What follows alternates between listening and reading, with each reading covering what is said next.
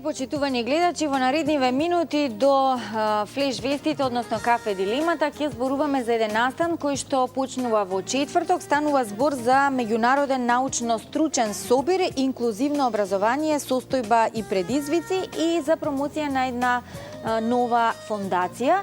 Ќе чуете за која фондација станува збор и зошто практично постои оваа фондација.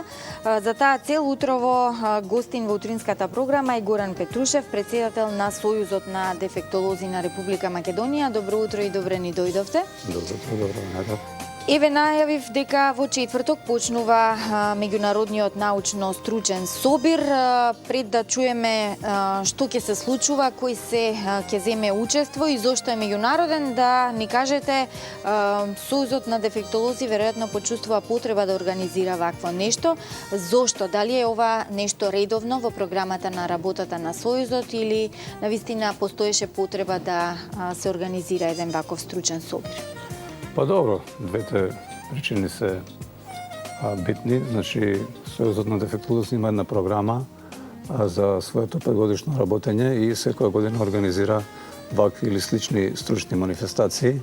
Така да овој план го почнавме во 2009 година, која припремавме и во 2010 организиравме една исто ваква меѓународна конференција од поголеми размери, кој што беше посветена на 60 години организиран третман, рехабилитација и едукација на лицата со инвалидност.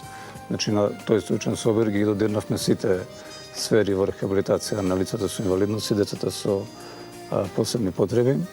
Минатата година имавме симпозиум, научно-стручен симпозиум со меѓународно учество на тема рана интервенција и развојни пореметувања. Значи, дадовме значение на она најрана возраст од раѓањето па до првите 3 години, кога се појавуваат проблеми во развојот и кога треба да се действува.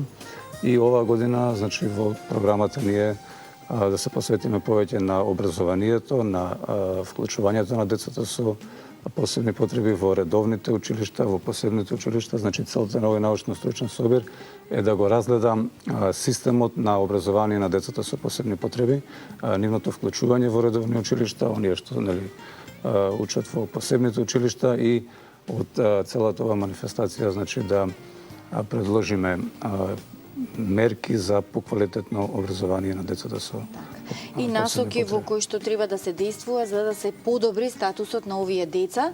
За инклузијата зборуваме веќе години наназад, меѓутоа се чини дека кај нас во Македонија некако тешко оди. Зошто е тоа така? Па видете, зборуваме години наназад и инклузијата некако не станува болна тема. Но таа започна, значи во Македонија организирано започна во 1998 година со еден проект кој што го спроведуваше Бирото за развој, УНИЦЕФ, Институтот за дефектологија, родители и повеќе чинители во процесот на образование на овие деца. И тогаш се отвори можноста, значи се даде поголема можност за нивно вклучување во редовните училишта. Но знаете како, самото вклучување на детето во редовното училиште не завршува процесот, туку тогаш и почнува. Така да тука во тој план се судривме со одредени финансиски, со одредени технички, кадровски проблеми. Државата беше неподготвена за такво нешто. Влеговме неподготвени, значи не направивме една посеопфатна стратегија. Што е потребно за тие деца? Значи, вие кој ќе го вклучите детето во редовното училиште, тоа не сме да го изгуби квалитетот на настава. Значи, мора да добива соодветен квалитет на настава во согласност со неговите потреби. А тоа треба да му го возможи училиштето, тоа треба да му го возможи општеството. Се од 98 се прават напори да се олесни тој процес. И минатата година се вработија 12 дефектолози во општините. Веќе почнува вработување на дефектолози, но повторно не завршува со вработувањето на дефектолог. Значи, треба сите чинители во тој инклузивен процес да бидат подготвени, да бидат спремни да го прифатат детето и да му понудат највеќе што е во согласност со неговите можности за да добијат тоа квалитетен едукативен третман како и сите деца. Така. Кога велите чинители, јас би ги потенцирала родителите на оние другите деца, иако сите деца се исти во една училница, меѓутоа со текот на времето мислам дека го почнаа да го надминуваат тој проблем. Реакциите на другите родители на почетокот беа страшни. Не сакаа нивните деца да учат со деца со посебни потреби, но некако како да се надмина тој проблем. Па да, мислам дека се надмина и тоа во голем дел, но се уште во некои средини се уште има проблем, но ние сите со текот на времето, значи мораме да сфатиме дека ние сме сите исти, сите живееме во оваа средина. И на сите ни е потребно образование. И на сите ни е потребно образование. Сега тука имаше некој, повторно реков, од неорганизираност на целиот процес, значи слаба организираност, но тоа ќе се надмине како, нели, како го напредуваме процесот. Родителите гледаат дека и тие деца не се проблематични, дека тие се исти како сите други деца, само им треба нешто дополнително во едукативниот процес за да, нели, да можат да напредуваат. Тоа беше и целта на една ваква... Затоа и го поставивте ова како тема во овој научно-стручен собир. Да. Еве да кажеме дека станува збор за меѓународен, што тоа значи, од каде секи имате гости кои што ќе презентираат своји искуства, своји сознанија? Така. Значи, вака, главната цел, главниот фокус на овој научно-стручен собир е инклузивното образование во Република Македонија. Значи, што е она што практичарите? Ќе имаме околу 67 стручни излагања и ќе работиме на 4 тркалезни маси. И на целата ова, значи, стручна манифестација, стручните работници, родителите, невладиниот сектор, значи сите се поканети и веќе имаме пријавено учество, ќе учествуваат активно во работата и ќе донесеме насоки, предлог насоки до Министерството, до надлежните органи, како да се подобри процесот на инклузија. Но во целата оваа работа, значи, мораме да видиме и каде сме ние во соседството, каде сме во Европа, значи не можеме да гледаме само во нашиот круг, така да се поканети предавачи од соседните земји, од Република Србија, од Република Бугарија, од Хрватска, Босна и Херцеговина, имаме од Косово, од Словенија, значи претежно земјите од поранешна Југославија, но и соседните балкански земји, кои што поголем дел од нив се веќе отидени доста понапред од нас во овој процес и добро е да ни ги кажат нивните искуства со што се тие се соочиле во овој процес на инклузивно образование, посебно тука колегите од Србија се доста отидени понапред, значи они за неколку години веќе направија еден вистински инклузивен образовен систем. Исто и колегите од Бугарија кои што поодамна работат на тоа, така да би требало да ги видиме нивните искуства за да можеме, нели, она веќе ништо тие поминале да го она што можеме да го прилагодиме на нашиот систем, да го прилагодиме, она што треба да го измениме и ние да додадеме нешто. Ја се сеќавам периодот кога почна инклузијата кај нас во Македонија, некако и Црна Гора се вклучуваше во истиот период. Практично таа ги превзема нашите искуства. Ќе гостуваат ли од Црна Гора? Па од Црна Гора немаме најавено со стручни излагања, инаку знам дека тие исто идеа со нас паралелно, но тие исто така направи еден чекор, сега не знам колку тоа се спроведува кај нив, но тие донесоа стратегија за инклузивно образование, која што ја изготвија, ја усвоија во нивните парламентот, што ние ја немаме, но знаете како ние веќе сме влезени во тој процес, така да од 98, така да може би сега е задоцнато да носиме стратегија, но може да се предложат низа законски и подзаконски акти кои што ќе го олеснат целиот овој систем на вклучување, но и ќе го дефинираат системот на посебните училишта како такви во целиот овој образовен процес. Бидејќи тие, нели, ќе си екзистираат и ќе постојат, но модифицирани и спремни да понудат услуги на новиот инклузивен процес. Кога рековте дека може да се направат некои законски измени, дали тоа значи дека во сабота, кога завршува овој научен собир, ќе произлезат и некои заклучоци, насоки кои што ќе бидат пренесени на институциите, со оглед на тоа што гледам дека и Министерството за образование е покровител на сето ова? Така, значи тоа е главната, Министерството за образование е покровител и соорганизатор. Значи ова научен стручен собир го организира Сојузот на дефектолози, Министерството за образование и Философскиот факултет, Институтот за дефектологија. Значи еден ваков состав на организатори нуди пред се можност квалитетно да се дискутира, значи тоа се луѓе кои што теоријата и праксата кои што работат во образованието и Министерството како законодавец кој што ги носи актите, значи министерот господинот Панче Кралев покаже интерес за овој наш научно-стручен собир и затоа тој е и покровител. Значи се има за цел во сабота која ќе ги донесеме ние заклучоците и предлог мерките.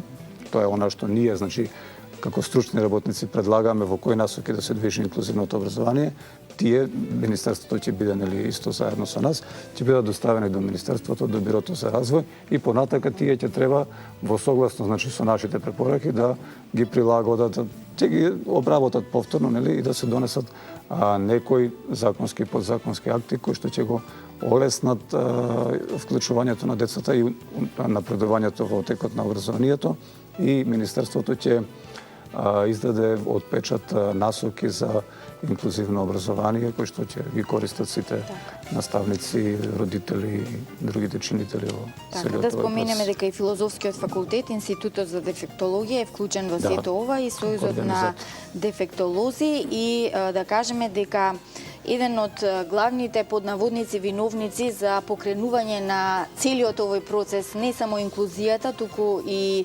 воспоставување на студии за дефектолози е професорот Ајдински, кој што сега е во пензија, но се уште е активен. И токму овој професор својата хуманост неколку пати досега ја докажувал, а еве и нешто ново кое е поврзано токму со овој човек. Станува збор за една нова фондација. Така, значи професорот Едински е основач на многу установи од областта на дефектологијата. Уствари тој е и еден од првите луѓе кои што почнал да работи во ова поле, значи во напредување на квалитетот на услугите на лицата со попреченост и долги години, значи не само со основање на оваа фондација, тој се јавува и во улога на донатор, во улога на минатата година доби наградата за индивидуална филантропија. Значи е човек кој што е познат по својата хуманитарна активност и новина од оваа година што е формирана фондацијата професор доктор Љупчо Ајдински, основачи на фондацијата се Марија и Љупчо Ајдински. И целта на оваа фондација значи е хуманитарна активност, доделување на награди, поддржување на стручни лица кои што работат со лицата со посебни потреби, но и на самите лица со посебни потреби. Значи, соработката на фондацијата и Сојузот на дефектолози е доста добра, така да Сојузот на дефектолози донесува, значи ние секоја година усвојувавме одлука со која што доделувавме награди, кои што професорот Љупчо Ајдински ги донираше од собствени средства, сега тие награди се префрлуваат на фондацијата и тоа се награда за најдобра установа од областта на рехабилитацијата и едукацијата на лицата со инвалидност и децата со посебни образовни потреби, најдобар корисник, значи тоа е ученик или корисник на услуги во овие установи и најдобар практичар од областта на дефектологијата. Така. Овој пат имате веќе имиња на оние кои што ќе бидат признаени и ќе добијат награда од фондацијата. Може ли да ги кажеме? Јас веќе го имам известувањето, но еве вие кажете, соопштете ги кои се тие кои што навистина заслужуваат да се споменат. Така, значи на вчерашниот состанок на управниот одбор на фондацијата по препорака на Сојузот на дефектолози на Република Македонија се донесе одлука дека во областта на најдобра установа наградата овој пат ја добива посебното основно училиште Маца Овчарова од Велес. Наградата за најдобар корисник е Игор Чепостолов од Центарот за телесна инвалидност Бања Банско во Струмица и наградата за најдобар дефектолог ја добива господја Лорета Андреевска, која што е вработена во посебното основно училиште Иднина. Така. Тоа се тие награди кои што ги предлага и ги Сојузот на дефектолози. Инаку оваа фондација доделува и награди, односно стипендија за најдобар ученик кој што ќе се запише на Институтот за дефектологија, потоа доделува награда за најдобар студент кој што ќе го заврши Институтот за дефектологија, награда за најдобра невладина организација која што се занимава со која што целна група е се лицата со попреченост и награда за најдобар научен работник во областта на дефектологијата. Тоа е она што сега ги има востановено овие награди, инаку е отворена и спремна понатака да значи да работи на полето на подигање, на севкупно подигање на квалитетот на услугите кои што ги добиваат лицата со попреченост, како и директна помош на самите лица кои што се корисници на овие услуги. И уште да кажеме дека овие последниве добитници ќе бидат присутни на симпозиумот за кој што зборувавме и свечено професорот Ајдински ќе им ги врачи овие награди. Исто така ќе присуствува и деканот на Филозофскиот факултет, професорот доктор Горан Ајдински на овој симпозиум. И останува само на крај да кажам дека луѓето се паметат по своите дела, па ми се чини дека и Љупчо и Марија Ајдински ќе останат запаметени долго, иако се уште се во добра кондиција и можат уште многу да дадат токму во оваа област. Горан, благодарам за учеството во утринската програма, многу успех и секако многу среќа во понатамошната работа со децата на кои што им е потребна една поинаква нега, едно поинакво образование и нека се разбуди хуманата нишка и кај нашите гледачи, нека тргнат по стапките на професорот Љупчо Ајдински и нека се подзамислат доколку во оделението имате дете со посебни потреби, што треба да му кажете на своето дете, како да се однесува, дека и тоа може да му биде другарче. Продолжуваме натаму со музичка numera, а по флеш вестите и денешната кафе дилема.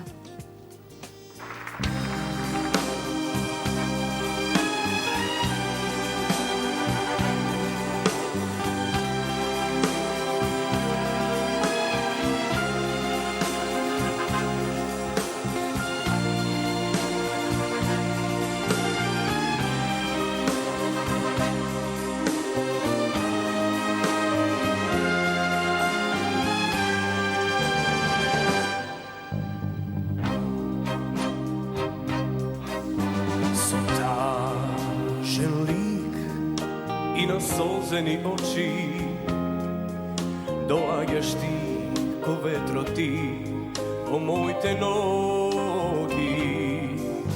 За прв пат те гледам несрекна мила, о каков ли бол ги стопи твоите полетни крила.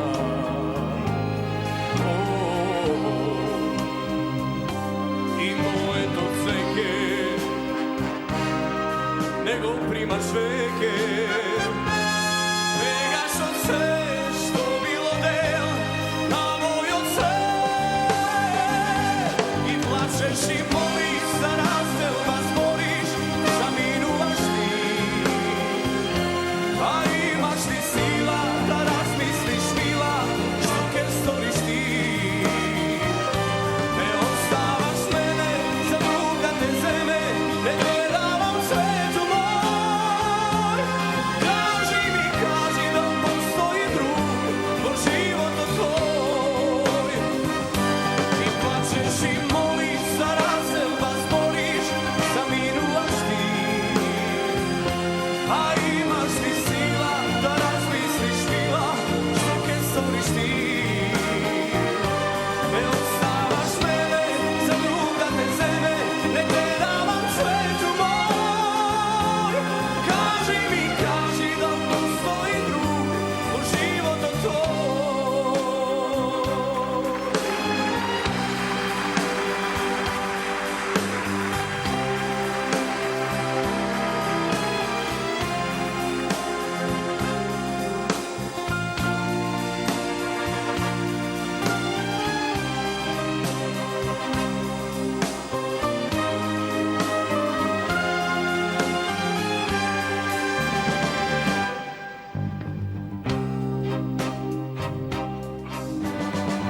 Ти мој си свет и единствена радост, од сонце до дан, на љубав свет, на мојата младост. Но остануваш љубав и сосема друга, бегаш од се што било дел на мојот свет и плачеш и молиш за разделба, збориш, заминуваш ти, а имаш ли сила да размислиш мила, што ке сториш ти? Не оставаш мене за друг да те земе,